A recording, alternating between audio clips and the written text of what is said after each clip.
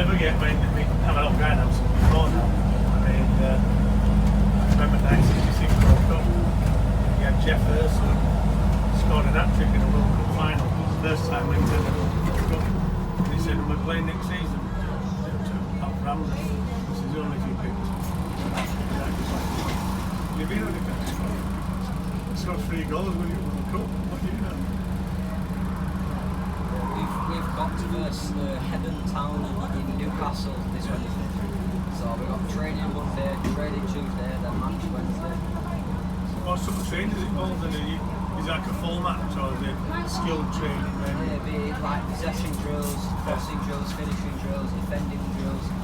And I take care of goalkeeper warm up. They get me in a bit with them. So. I used to be a goalkeeper, but then I switched to, I started being a right back. So I helped goalkeepers one, and I got defending drills, possession drills. Do you not think a lot of football now is just about drills as opposed to... It's more down to physicality. No, that's what It's down to physicality. Yeah. Just being strong, physical, and having a good mentality. It's not necessarily, where manager we've got, his name's Norm Whelan. Yeah. He used to play for Leeds back in the day. Yeah. He sticks to old ways of 1980s football. Just pick him up top and try and get a shot on that. Yeah.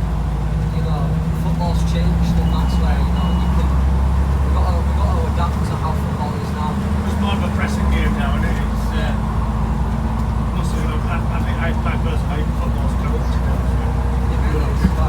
When we go versus some teams like Barnes and all they do is get a 3-man press on you, and you panic like fuck, you don't know what to do. And that's where you twat it upfield, and they get the ball off you, and then they go get it off you. Every time you get the ball, it's just a 2-man, 3-man press. 3 players going straight at you, there's not much you can do. But I remember Eddie Gray against Burnley.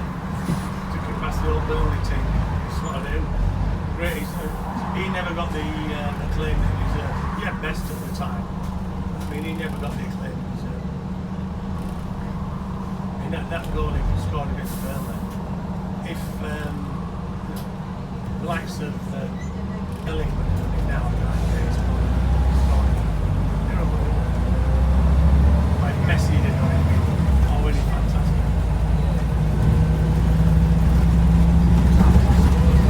It must take a lot though from the players to stay at that level. Fitness wise, head wise. Plus now I think humans are a lot more resilient. Mental health problems, shit like that. All our mental health problems that we were get up with it, you can get it. See, a lot of times you can tell, like fans wise, they go, get over the soft bastard, this. A lot of criticism.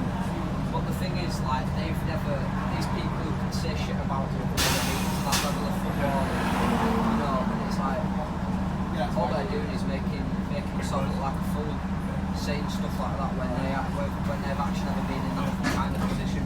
And it's intense. Because we had a game last season where we went 10-0 down to Barnsley. Wow. It was a shit game. You get all these fans going, Leeds fall apart, sort of crap. Just like, In some instances that could be good, because you can learn a little bit. I'm sure you've got to learn from the mistakes. If you wouldn't be game the wall, you'd never learn anything from it. That's why Man City's not really a good academy.